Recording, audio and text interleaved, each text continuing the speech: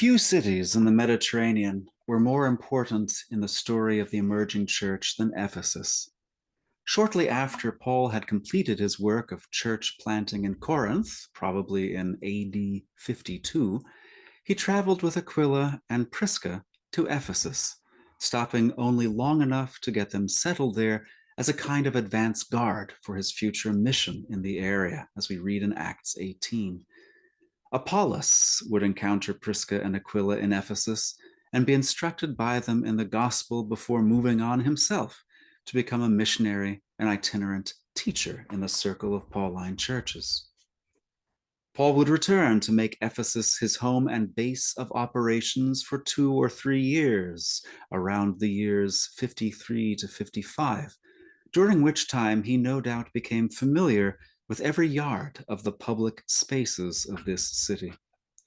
He invested a great deal of himself in the evangelization of this city, which was one of the principal cities of the Roman province of Asia in what is now the westernmost part of Turkey. From this city, members of his team or converts took the gospel to other places in the province. Epaphras, for example, most likely set out from here to evangelize Colossae, Hierapolis, and Laodicea, and also brought back word to Paul about these mission churches when Paul's guidance was needed. The Corinthian correspondence and the visits of Paul and his emissaries to Corinth during that rough period in Paul's relationship with that cluster of congregations were undertaken from Ephesus. And Timothy is remembered to have exercised some important follow-up work in Ephesus, perhaps at some point in Paul's later ministry. Ephesus may also have served as a hub for the Christians most directly nurtured by the Johannine literature of the New Testament. Church tradition associates the Apostle John with Ephesus, as well as the elder, the author of 1st, 2nd, and 3rd John, also reputed to carry the common name Johannan, or John.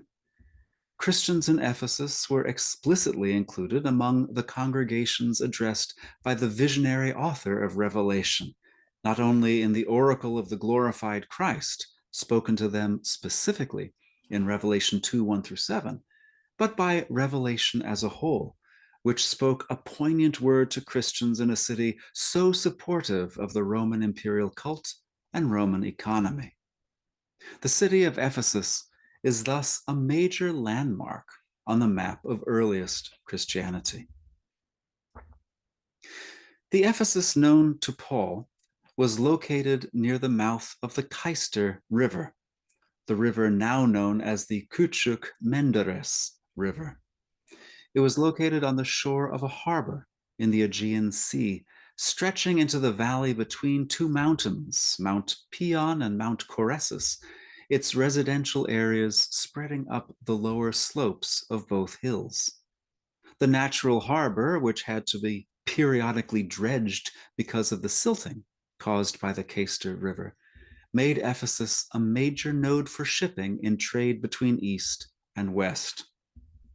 The effects of the constant silting can be dramatically seen from the fact that the ruins of Roman Ephesus now sit 3 full miles inland from the Aegean shore.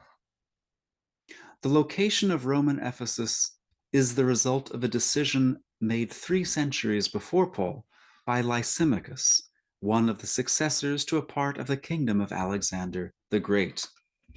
A settlement had existed in the Homeric period, the 8th century BC, on the north side of the base of Mount Pion. During the classical period, the settlement had relocated to an area about a mile to the northeast, between the base of a third hill, now called the Hagia Solik, and the famous temple of Artemis. Lysimachus chose the city's final location to make of Ephesus a major port city and fortified it with a perimeter wall of about 6 miles in circumference. Ephesus also came to be a node on a highway running north-south through Asia, the Roman province of Asia, and also the westernmost point on a series of highways that led east as far as India. the majority of that route being known as the Royal Road from the period of Persian domination. Estimates of the population in the early Roman period generally fall around 200,000 people, making Ephesus the fourth or fifth largest city in the empire. Immigration was a huge factor in the growth of the city. Infant mortality was about 33% during a child's first year, and about 50% by the fifth year.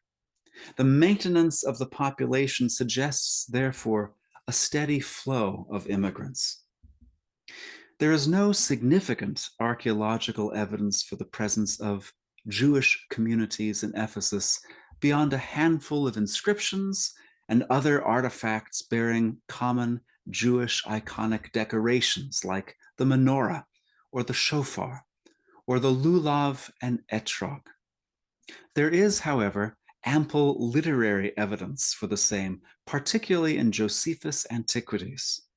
Josephus documents the exemption from military service, first of the Jews in Ephesus who were Roman citizens, and then from 43 BC on, all Jews in the province of Asia. He also records that Augustus affirmed the Jewish community's right to collect money and to transport it to Jerusalem for the maintenance of the Jewish temple and its sacrifices and personnel, a special exemption from the general prohibition of moving significant amounts of silver and gold across provincial lines for any but imperially sanctioned purposes. After leaving Priscilla and Aquila in Ephesus to get established, Paul retraced his steps to Jerusalem, Antioch, and finally Galatia and Phrygia, as we read in Acts chapter 18. When he finally returned to Ephesus, he would have entered through the Magnesian Gate, the major opening in the fortification walls on the southeast side of the city. The remains in Ephesus are unimpressive, but clearly indicate a triple-arched gate. In its prime, it would have closely resembled in shape and scale the triple-arched gate erected during Hadrian's reign in the city of Antalya in the region of Pamphylia. The road leading out from this gate connected Ephesus with Magnesia on the Meander about 15 miles to the east, and thence to the ancient road that led all the way into Babylonia. A short walk would have brought Paul into the civic forum, the center of the city's government. Here he would have seen a largely open courtyard of about 525 by 190 feet, surrounded by columned porches. The most magnificent of these would have been the Basilica Stoa, constructed around 11 BC by Sextilius Pollio. This two-story, three-aisled portico was 50 feet wide, stretching the entire length of the civic forum on its north side. Its covered area, supported by 67 Ionic columns, would have been a popular place for businessmen and city politicians to meet and to conduct business out of the sun or the rain. The Stoa was dedicated, quote, to Artemis of the Ephesians, Emperor Caesar Augustus, son of a god, Tiberius Caesar, son of Augustus, and to the Ephesian people. It had larger-than-life statues of Augustus and his wife Livia in an antechamber on its easternmost side. The city was well supplied with water, with significant amounts being carried in by aqueducts, one of which was also constructed as a gift to the city by the same Sextus Pollio. A portion of this aqueduct is visible south of the city.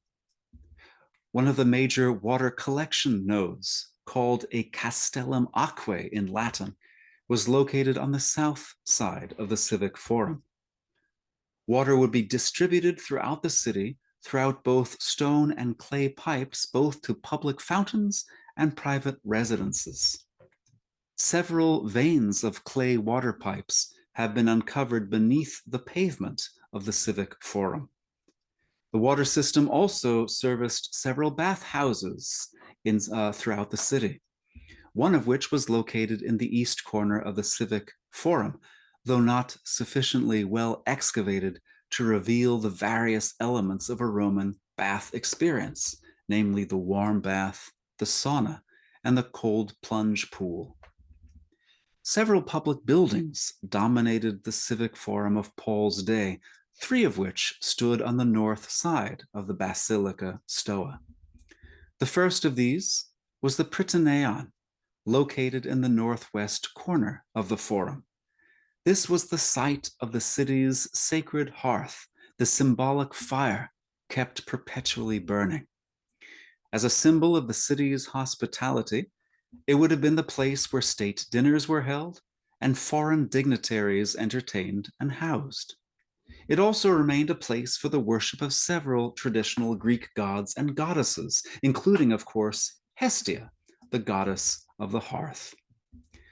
Inscriptions on the re-erected pillars record the names of the priests called Kuretai, who served both in this building and in the mysteries of Ephesian Artemis, celebrated not far from Ephesus in a sacred grove on Mount Solmissus near modern Thuringia. A small temple of Artemis, the patron goddess of the city, stood next to the Prytaneon. By the turn of the era, part of this temple had been rededicated also to the worship of Julius Caesar. It consisted of a courtyard of about 108 by 95 feet, surrounded by colonnades on three of its sides. On the fourth side, a series of 7 steps led up to the twin shrines, each housing a cult image of the god or goddess. The blending of imperial cult with the cult of Artemis was significant in Ephesus. Its elite was eager to demonstrate themselves to be pious in regard to their devotion and duty both toward Artemis and the Augusti, as Sextilius Pollio had already demonstrated with the dedication of his Basilica Stoa to Artemis and to members of the imperial family. We will also find in many inscriptions the phrase Philartemis kai Philosebastos, almost a stock phrase after a while, affirming the civic benefactor to be a friend or devotee equally of both divine figures, Artemis and Augustus, called Sebastos in Greek. East of the twin shrines stands an Odeon, a smaller theater suited for musical performances and poetical recitations. Unlike the larger theaters constructed primarily for dramatic presentations, these structures tended to be enclosed by wooden roofs. The current structure dates from the 2nd century and also served as a meeting place for the civic council. As excavations have not yet been undertaken beneath this structure, it is unknown whether it was built over an older structure that served as a council hall in Paul's time, which I think more likely, as a bouleuterion or council hall was a standard feature of Greek and Roman cities, or possibly whether the much larger theater served that purpose until the construction of this alternate venue. The vast courtyard of the civic forum also became a kind of sacred precinct for a freestanding temple in its midst, a temple dedicated to Augustus and the goddess Roma. There is little of the temple remaining to be seen today beyond the foundations and a sampling of architectural fragments. In Paul's day, it would have closely resembled the temple of Augustus and Roma, still standing in Nîmes, France. The worship of the Roman emperors had become an important expression of loyalty and gratitude to the chief patron of the world on the part of the citizens of Ephesus, as indeed for the whole province of Asia, whose cities vied for what they considered the privilege of constructing such temples to Roma, the divinized personification of the city of Rome itself, and to members of the imperial family. This temple, sporting single rows of 6 columns front and back and 10 columns on its sides, had a footprint of about 50 by 72 feet. There is admittedly some debate as to which of the 2 cult sites in the Civic Forum was dedicated to the deified Julius and which to Augustus. Either way, there would be no doubt in the minds of anyone entering the Civic Forum of Ephesus that the city's loyalties and interests were aligned with those of Rome, its emperors, and its vision for rule without end. Paul would have left the Civic Forum by a single columned street beginning in its northwest corner and leading eventually to the commercial center of Ephesus. Archaeologists have named this street Curates Street because it begins at the Prytaneon, where the Curatai carried out their duties. In antiquity, it appears to have been known as the embolos, the wedge, probably because it cut diagonally across the city street's grid pattern. The street was lined with shops built into recesses behind the colonnades. It is remotely possible that Aquila and Prisca had secured one of these spaces in which to ply their trade, though other sites were more likely. Curates Street would have been more akin to the Via del Corso in Rome or Fifth Avenue in New York City than to the strip malls where smaller businesses could afford to set up shop. The street was also lined with statues bearing inscriptions honoring public benefactors of the city, and thus, incidentally, bearing witness to the cultural importance of honoring them as such. The inscription on the base of this statue reads, "The council and the citizenry honor the physician Alexander, son of Alexander." Grander honorary monuments were also to be found on the upper half of this street. One of these is a memorial built to Caius Memmius, a grandson of the dictator Sulla. What made Memmius deserving of such recognition, besides having an illustrious, if controversial, grandfather, is unclear. This may have been sufficient. When Mithridates VI of Pontus sought to stave off Roman expansion in the early decades of the 1st century BC, massacring all the Roman residents of the province of Asia in the process, Sulla played a major role in bringing Mithridates to heel and restoring the balance of power in the territories west of Cappadocia. Nevertheless, it is likely that Memmius, being a member of the ultra-elite, also served as a major benefactor of Ephesus during his lifetime. Another monument served as a tomb for a local benefactor, Sextus Pollio, appropriately erected just beyond and below the west end of Pollio's Basilica Stoa. At the base of Curates Street stand 2 blocks of townhouses, the second of which sits today under a protective Kevlar roof, having undergone significant restoration. The houses in this block give visitors a glimpse into the colorfully decorated interior spaces of ancient homes, approaching the quality of preservation of homes in Pompeii. This second block appears to contain 6 or perhaps 7 individual units, most originally enjoying a second story, given the presence of bases of staircases.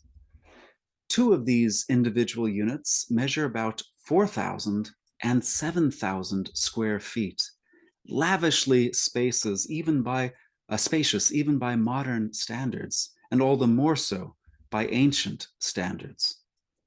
The size of these dwellings, the provisions for indoor plumbing and even something approaching central heating, and the elaborate decorations that adorn them in the way of frescoes and mosaics, show these to be the houses of the rich and powerful citizens of Ephesus. One room features simple frescoes of the 9 Muses. Another room sports a finely detailed mosaic of Neptune and his bride Amphitrite riding a dolphin, probably the decorative centerpiece of a dining room or triclinium. Paul seems to have made a point of bearing witness to members of this class, or perhaps the next highest echelon, in the various cities in which he sought to plant churches, since securing such patrons, whose homes would be large enough to serve as meeting places for the congregation, was essential to the movement's long-term success. More tomb monuments were to be found at the base of Curates Street. Just in front of the second block of apartments once sat the tomb of Arsinoe, a half-sister of Cleopatra VII, the famous Cleopatra. Arsinoe had sought asylum in the Temple of Artemis in Ephesus after Caesar was assassinated, and she was dragged thence and killed by Mark Antony's soldiers in 41 BC to advance Cleopatra's interests in Egypt. The monument was octagonal in design.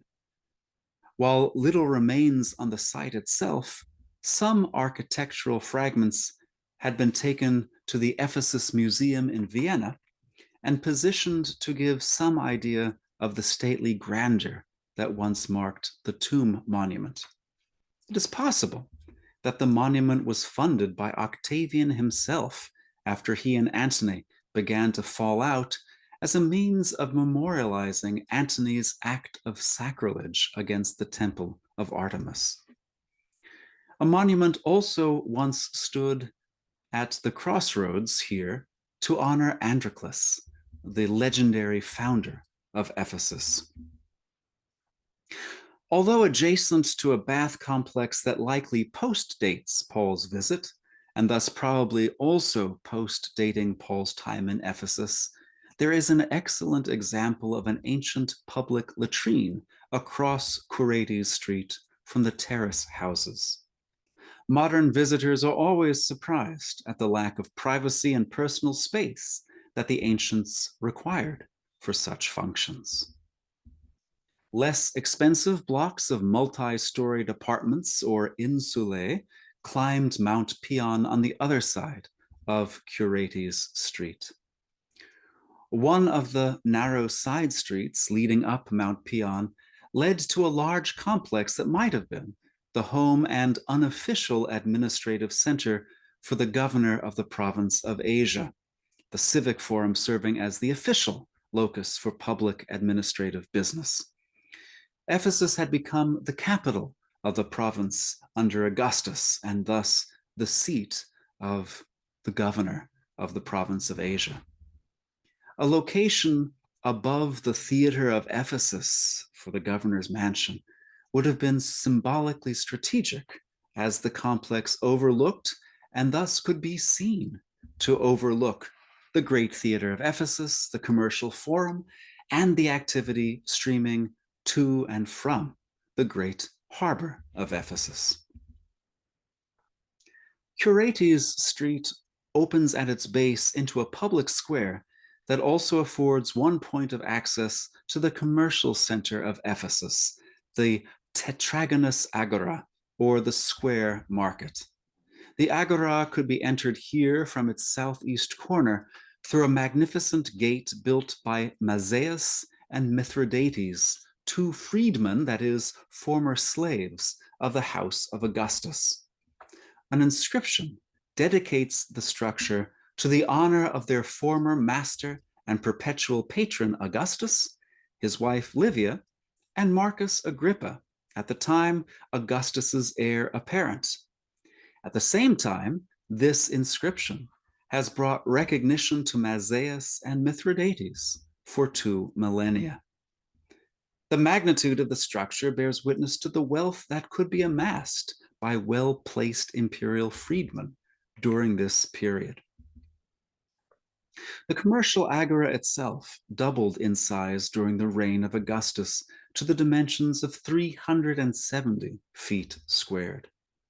There were 60 or so permanent workshops and stalls built from stone surrounding the inside perimeter on 3 sides.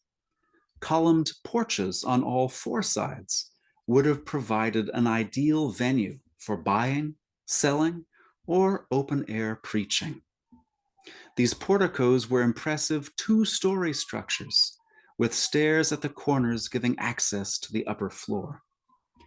A side street running north from Curates Street alongside the Agora and past the Great Theatre also gave access to the upper story of these porticos through a basilica, a great columned hall built during the early years of Nero's reign. The vast open courtyard of the commercial forum would, of course, have also been filled with vendors, carts, and tents. This would have been the likeliest place among those so far excavated for Aquila, Prisca, and Paul to have set up shop for their long stay in Ephesus. Statues of public benefactors, including members of the imperial household, graced the complex. From the commercial agora, one could find one's way to the harbor by 2 paths. One through a gate in the west side of the agora that opened onto a street leading west to the harbor, another through a gate on the north side that led eventually to a broad thoroughfare running between the Great Theatre and the harbor. This street was, at its height, 36 feet wide and 1/3 of a mile long. It led past storehouses and more venues for vendors and merchants to conduct their business or inspect cargoes, and eventually led to the harbor itself, which in Paul's day was one of the busiest seaports of the Roman Empire. As such, it was also carefully regulated. A massive inscription was found on a slab standing taller than a human being that details the customs regulations of the harbor, as well as penalties for smuggling and other infractions. This was a major node in the flow of goods from the east to Rome.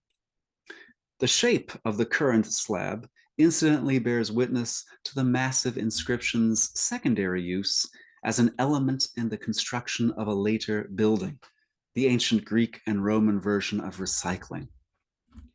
Many of the cargoes listed in Revelation 18, 12-13 could be found arriving in Ephesus from the east for further transportation west, including slaves for the city's slave markets, attested from inscriptions in the square market and from regulations concerning slave trafficking on the customs inscription. There were obvious advantages and incentives for merchants and ship owners to favor putting themselves in Rome's service. One inscription reads, quote, "No one is liable to pay tax for goods carried in service to the people of Rome, nor for goods conveyed for religious purposes." The Emperor Claudius went so far as to provide insurance for ships dedicated to delivering grain to Rome should they be lost at sea, a major incentive in a risky industry. Witness the many shipwrecks to which Paul was subjected as a passenger on such cargo ships. An inscription above the entrance to the somewhat pretentious tomb of one Flavius Zeuxis, a merchantman sea captain from Hierapolis, boasts of his making 72 successful trips around the southern coast of Greece to Italy, most likely using Ephesus as his port, in trade with Rome. The Ephesian harbor indeed afforded a distinctive view into the Roman imperial economy that directed a disproportionate percentage of the world's goods, both staples and luxury items, toward the great city. At the end of Harbor Street stands the Great Theatre of Ephesus. Originally constructed during the Hellenistic period, it was expanded to its present dimensions over the course of a century, beginning in about AD 40. The theater could have accommodated a vast crowd of between 21,000 and 25,000 spectators. Not much remains of the stage building, except for its foundations. When the theater was fully functional, most spectators' view of the harbor would have been completely obscured by the stage and its multi-storied backdrop. The fully reconstructed theater in Aspendus of Pamphylia provides a better model for our imaginations. Readers of Acts will immediately connect the great theater with the riot that probably convinced Paul that it might be time to move on from Ephesus. That episode is indeed instructive from a number of angles.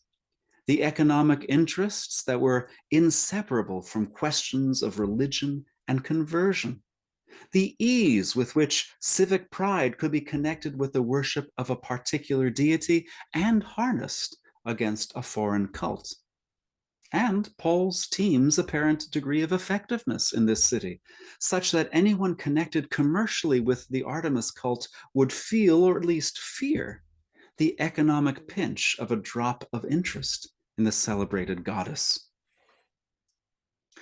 The street that ran north from Curates Street past the Great Theater continued further north to a gymnasium complex that began just diagonally across from the theater.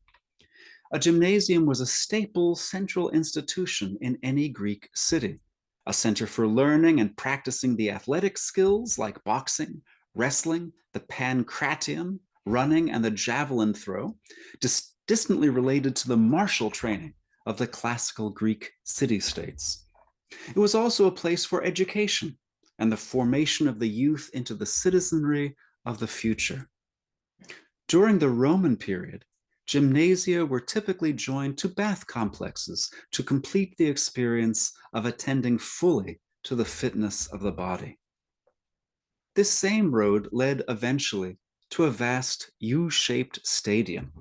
During the Hellenistic period, this had been a simple earthen stadium that was like the one at Olympia in Greece. It was reconfigured in stone with typical stadium seating over arched passageways during Nero's reign. The stadium was home to the Ephesia, an annual series of games drawing competitors from throughout the province and involving both athletic and artistic competitions, including music, poetry, and dance. Another principal egress from the city could be found behind the stadium, the Coressian Gate, from which the great temple of Artemis, the Artemision, would have been clearly visible in the distance. As in every major Roman city, the residents of Ephesus were also devoted to many deities. For example, the worship of the Phrygian mother goddess Cybele is attested in a shrine that stands on the far north side of Mount Pion. The Ephesus Museum has an entire wall featuring popular devotion to this goddess in the area. Evidence of private devotion to Aphrodite, Dionysus, and Isis was discovered in houses throughout the city. A monumental temple would be erected to Serapis, probably in conjunction with his consort Isis and their son Harpocrates, just west of the commercial forum in the 2nd century AD. Ephesus was known throughout the region, however, as a city specifically devoted to Artemis. While Artemis was worshipped in many of the cities of Asia Minor, Ephesus was home to her greatest temple. Today, very little remains of the Artemision, since throughout the medieval and Ottoman periods, the perfectly cut stones of the derelict temple were quarried for new buildings. In Paul's time, however, the great temple of Artemis was one of the 7 wonders of the ancient world, indeed, the crowning marvel among them, according to Antipater of Sidon. It was a major destination for pilgrims and tourists from across the Mediterranean. Its footprint was 220 by 425 feet, more than 4 times that of the Parthenon in Athens. Double rows of columns, 6.5 feet in diameter and 65 feet high, stood around the temple's perimeter, supporting its roof. These were arranged in rows of 8 on the shorter and 20 on the longer sides, to a total of 127 columns. A grand altar stood about 125 feet in front of the temple itself. A shrine to Augustus may also have been incorporated into this famous Artemision in the early imperial period. A single column drum, sculpted with figures in low relief, life-size figures, housed in the British Museum, bears some witness to the artistry that once adorned this temple, as well as its massive scale. Similarly, a scant few architectural fragments housed in the Ephesus Museum in Vienna give some sense of the ornamentation that decorated the great altar before the temple proper.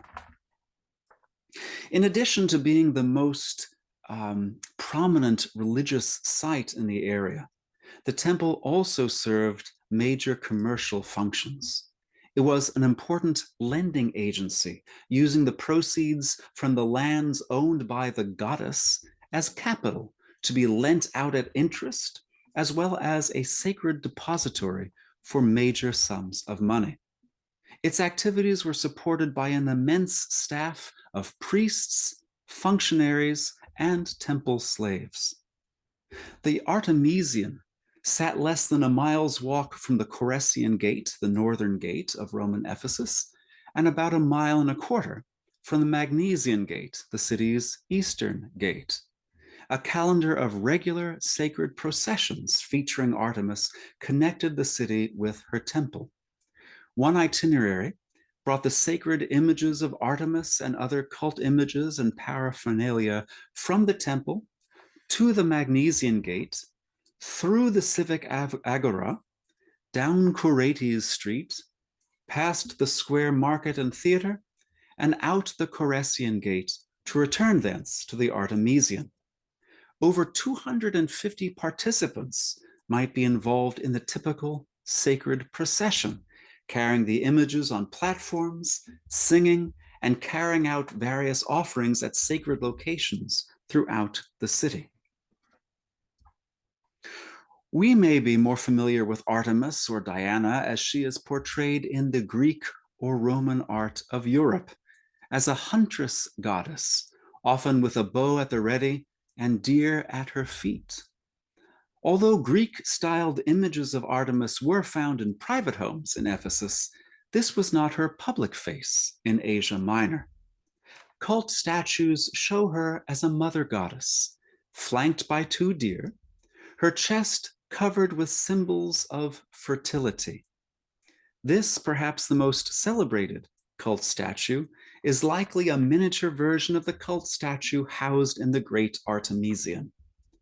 This particular representation was found buried beneath the Prytaneion and may have been the idol venerated there or in the shrine of Artemis adjacent to the same. It is debated whether the dozens of protuberances on the cult figure's front should be understood as breasts, eggs, or even the testicles of bulls. It is clear, however, that the more ancient worship of a regional fertility goddess was melded at an early stage to the worship of Artemis. She wears a peculiar headdress on which several buildings are represented, perhaps representing the city of Ephesus itself, with Artemis as its personal patron and protector. Representations of the cult statue or the facade of the Artemision, with the cult statue plainly visible, appear frequently on provincial coin mintings, as for example this Sistophorus from the period of Claudius's rule, proudly bearing the legend Diana Ephesia, or this bronze minting from the reign of Hadrian. Such coins bear witness to the city's pride in their identification with their patron goddess. Major inscriptions, many inscriptions found throughout Ephesus bear witness to the importance of Artemis as well as the emperor for the life of the city. One typical inscription begins with a dedication to both Ephesian Artemis and Augustus. Artemis was so closely linked with the prestige and well-being of the city that the city laid particular claim to her as, in some sense, their own, Ephesian Artemis. The inscription goes on to honor an Ephesian noble named Vibius Gaius as Phil Artemis Kai Philosebastos, a friend of Artemis and a friend of Augustus. What gives Vibius honor in this city is his piety toward, and perhaps his financial support of, the civic cults of Artemis and of the emperor. In such a city, Paul was destined to run into trouble. His proclamation of one and only one God threatened the city's very identity and its claim to fame, not to mention the livelihood of the concessioners like Demetrius, whose trade depended on the reputation and worship of Artemis of the Ephesians. Demetrius, a maker of souvenir silver replicas of the goddess Artemis, rallied thousands of the city's citizens to gather in the theater to protest Paul's activity. As one sits in its stands, one can almost still hear the echoes of the chant they took up for 2 hours. Great is Artemis of the Ephesians.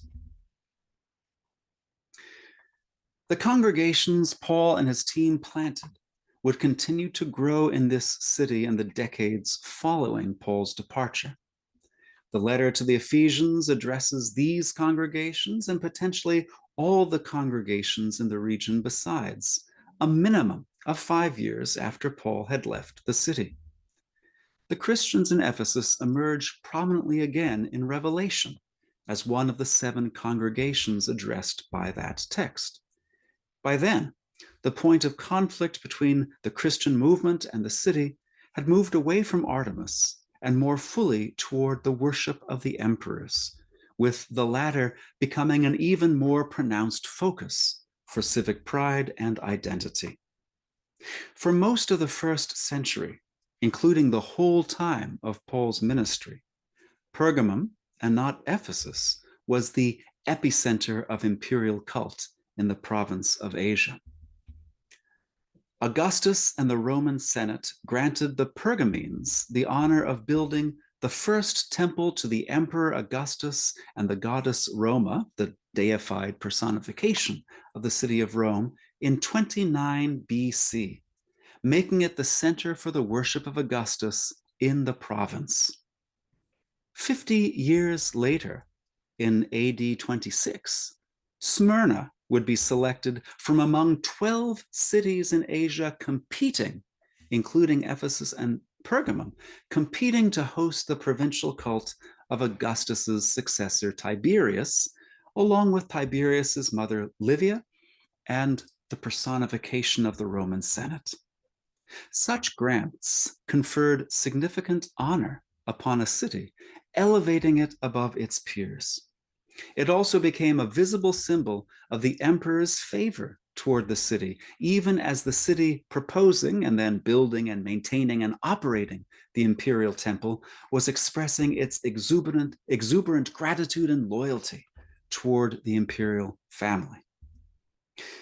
Though the provincial capital of Asia Minor, Ephesus would not win the honor of housing the leading temple in the provincial cult of a particular emperor until the late 1st century AD, in connection with the city's bid to undertake a massive temple in honor of the emperor Domitian, who ruled from AD 81 to 96. The new temple would be inaugurated in AD 89 or 90. Inscriptions, particularly inscriptions made by representatives of other cities, who thus claimed a share in the temple even while conceding its placement in Ephesus, would refer to this as Asia's shared temple of the Augusti in Ephesus. Ephesus would highlight only its award of the privilege of housing, guarding, and operating the temple. It is, in fact, unclear whether the temple was originally dedicated to all three emperors of the Flavian family, Domitian, together with his deceased and divinized father and older brother, Vespasian and Titus, both of whom had reigned prior to Domitian, or whether it was originally dedicated to Domitian alone. It is clear, however, that the temple was at least rededicated to Vespasian after Domitian's death, for Domitian had fallen so significantly out of favor with the Senate as to have suffered the condemnation of his memory, the opposite of the apotheosis, the transition to divine status that his father and brother had enjoyed upon their passing. One sees the practical effects of such condemnation in this inscription from the Decapolis city of Gerasa, or Jerash, in modern Jordan. Domitian's name has been unceremoniously chipped out. The city fathers of Ephesus selected a prominent plateau on the west side of the civic forum.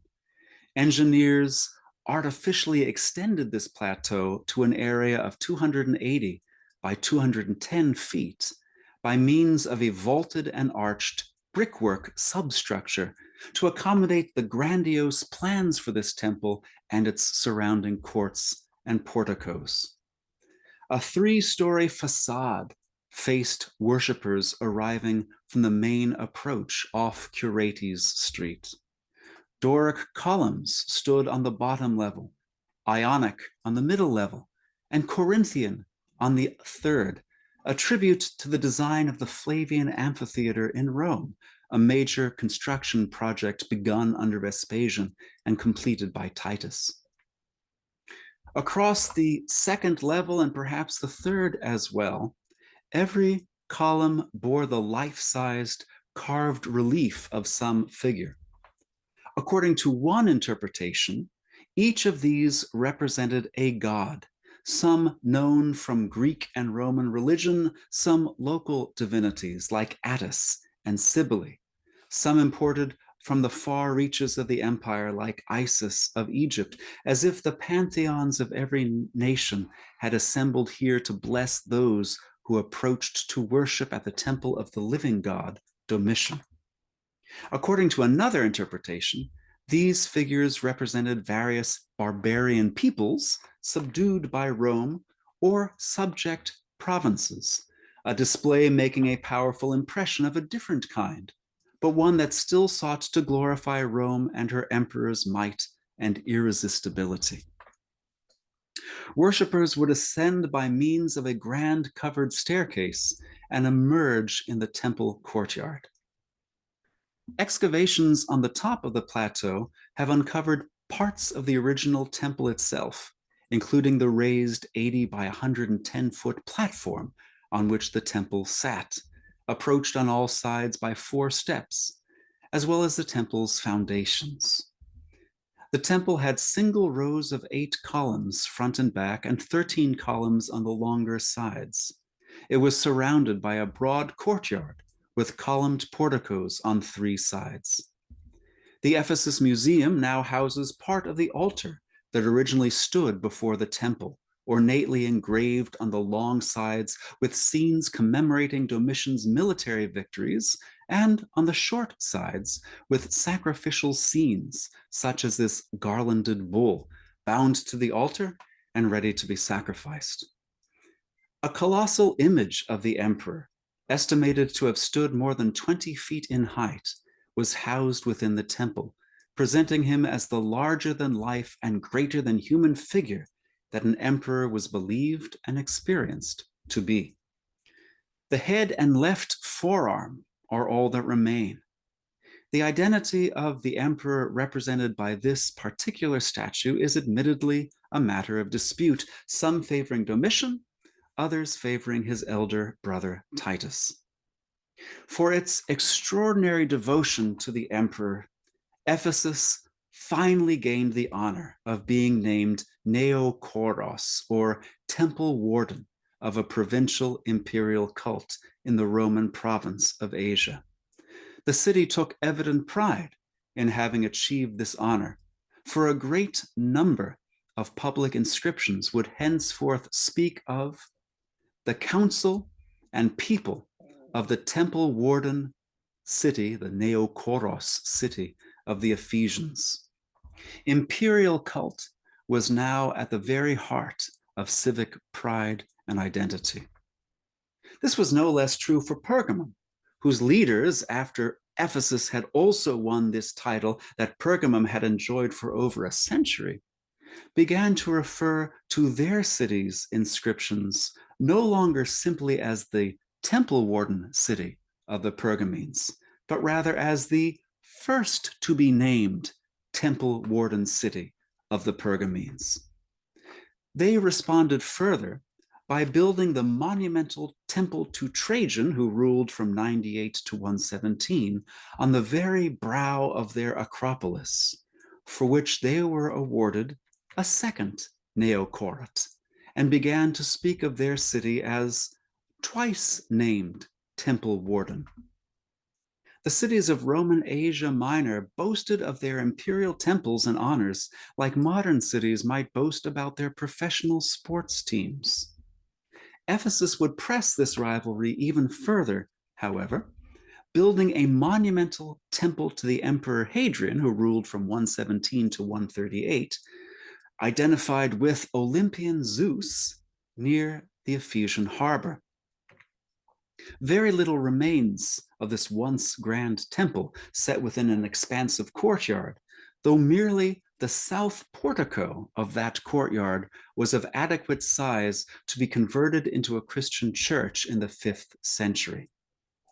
For this temple, Ephesus was also awarded a second neocorat, adding to the reputation and luster of the city. It could now identify itself as the twice named temple warden city of the Ephesians as well, as appears frequently in inscriptions from Hadrian's reign on. After this, not to be outdone, the Pergamenes began to refer to themselves as the first to be named twice temple warden, maintaining their edge over their rival city. Modern readers of the New Testament in general and Revelation in particular may have difficulty understanding the unpopularity, indeed the resentment and danger that Christians faced if they took an open stance against the worship of the emperor in cities like Ephesus and Pergamum. It may be even more difficult to understand the local enthusiasm for the cults of men turned gods.